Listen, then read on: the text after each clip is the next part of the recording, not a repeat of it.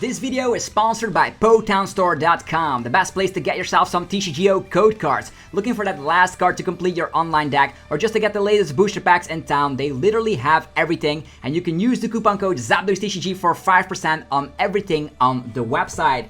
Also, this video is sponsored by Cardmarket.com. Cardmarket is a European platform where you're able to buy as well as sell cards to people all across Europe. You can use the referral name ZapDosTCG to help support the channel. Also, this video is sponsored by YourPlaymat.com. Want to create your own custom playmat? There's only one address. Go check out YourPlaymat.com by clicking the link down below. You'll get 10% off your order. They ship worldwide, so start creating your own custom playmat. Last but not least is Dragon Shield. DragonShield.com is of course the affiliate link down below in the description. You're gonna be able to buy sleeves, deck boxes, as well as binders, and Dragon Shield is the best brand to help protect your cards and keep them safe from any scratches whatsoever. They are the best quality sleeves around, so yeah, I'm a big fan, so thanks for sticking around with the commercials. Let's get it going.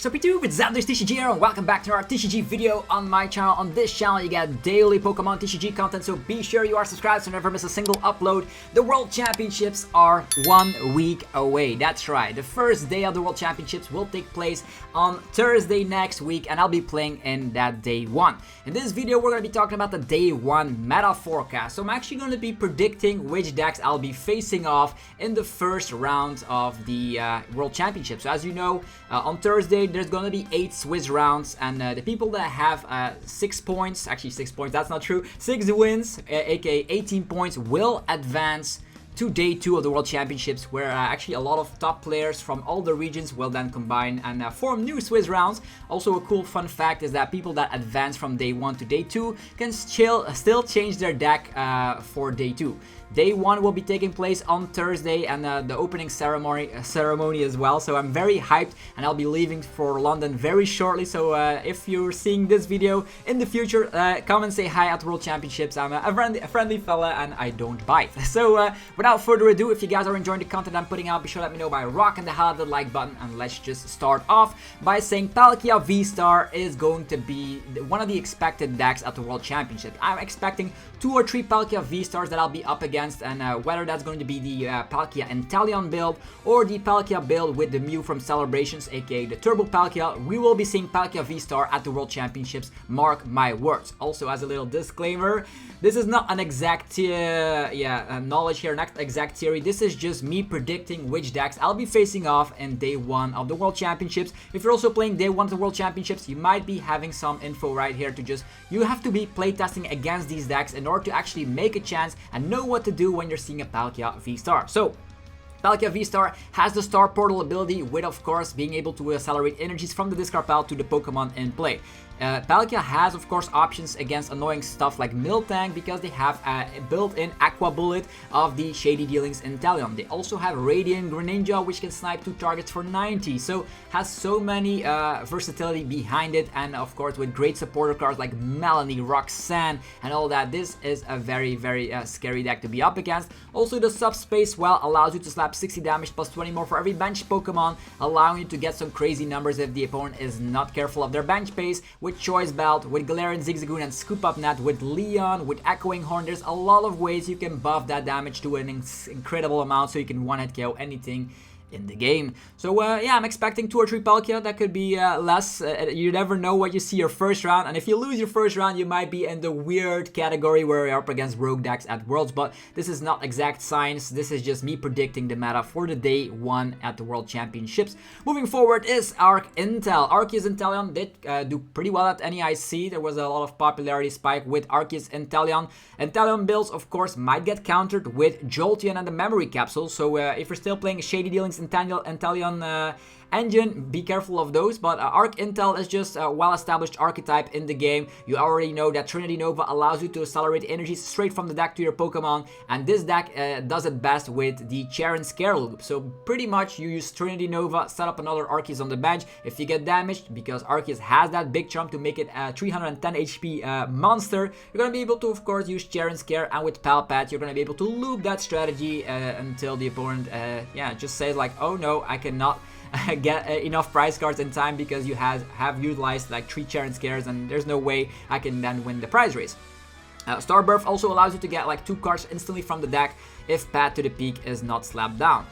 The only thing I'm scary about if you're actually playing Arc Intel is that matches can actually last pretty long. So if you're in day 1 of the World Championships, you don't want to be going for ties, because the only way you advance from day 1 to day 2 is having 18 points, and you're not... Tying is dying pretty much, because you have to have like 6 wins and you can only afford 2 losses. So if you're actually having 1 loss and if you have a tie, that tie is pretty much a loss, if you understand what I'm saying.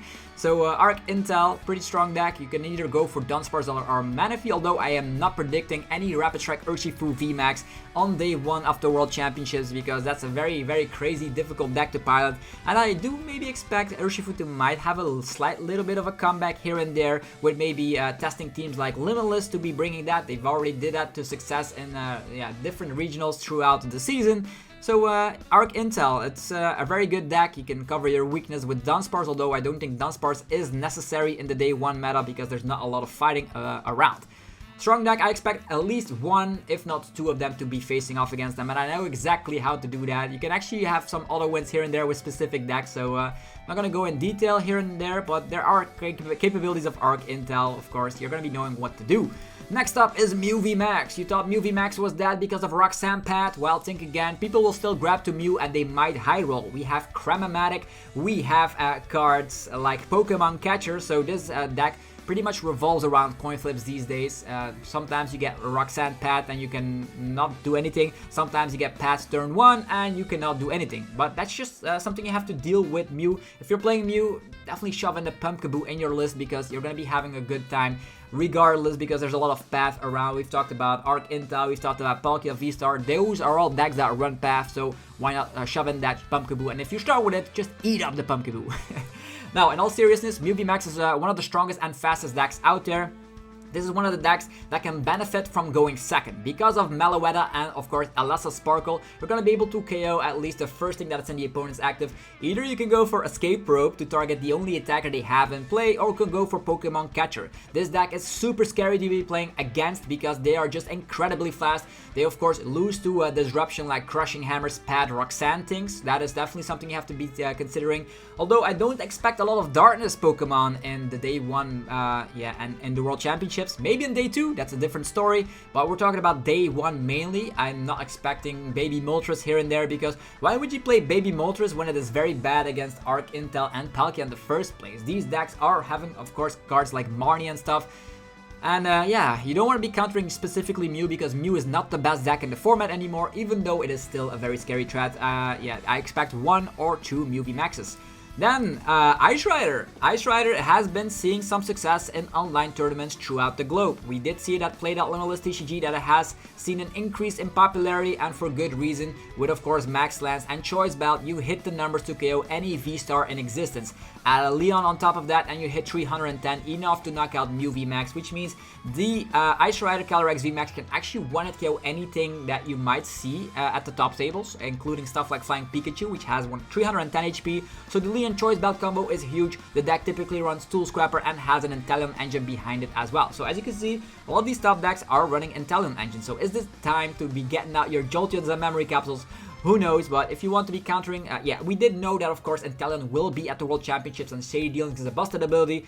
Ice Rider now has a partner in the form of a 1-1, if not 2-1 line of Palkia VSTAR to reaccelerate those energies with its ability. That means Max Lance can get, of course, the numbers done, because you can then slap a supporter off turn, which could be technically Leon, or you could Marnie KO, which is also strong.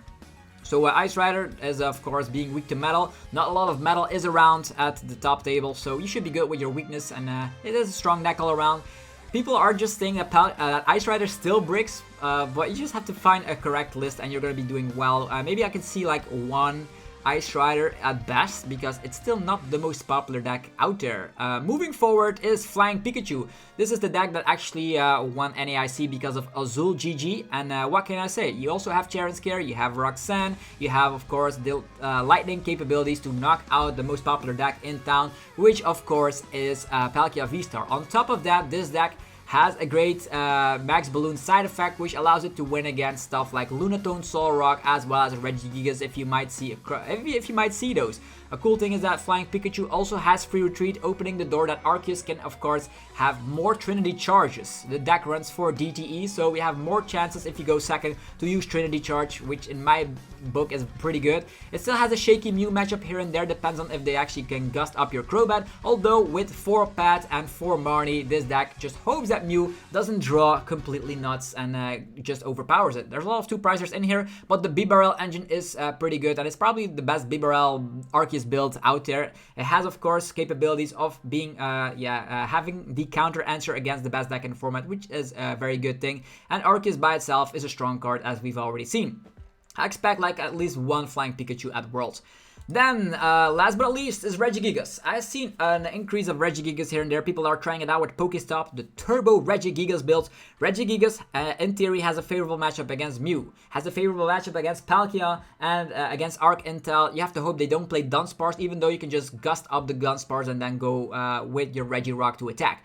So in theory, it has a good matchup. The only thing that is bad about this list is like Regigigas is weak to Avery, it is weak to Collapse Stadium, and it also is weak to Roxanne, which means these are like cards that sometimes see their placement in a couple of these decks, which means that Regigigas could crumble very quickly. Also, it's like you're battling against yourself more than against your opponent, right? So Regigigas, great deck all around. It's probably one, if not the best one-price deck out there. Maybe you can also test out Lunatone and Solrock. People are still believers of that. But I think Regigigas deserves its spot here on the decks I'm predicting for the World Championships. And Tord Radcliffe even posted a cool little picture on Twitter where he says, like, do I play Regigigas or do I jump? And he's standing on the cliff, so... hilarious. Anyhow, hopefully you guys enjoyed this video. If you guys did, be sure to let me know by rocking the hell out of the like button. Do you want to know what I'm playing at Worlds? Well, you'll be seeing that very, very, very shortly. I'll be submitting my deck list later today, I believe. So I'm not going to be revealing it quite yet, but I'll be doing that when I create the vlogs. I'll be going to London. I'll be vlogging the Pokemon Center. I'll be trying to capture the entire event, and you don't want to be missing out. So definitely subscribe for more content.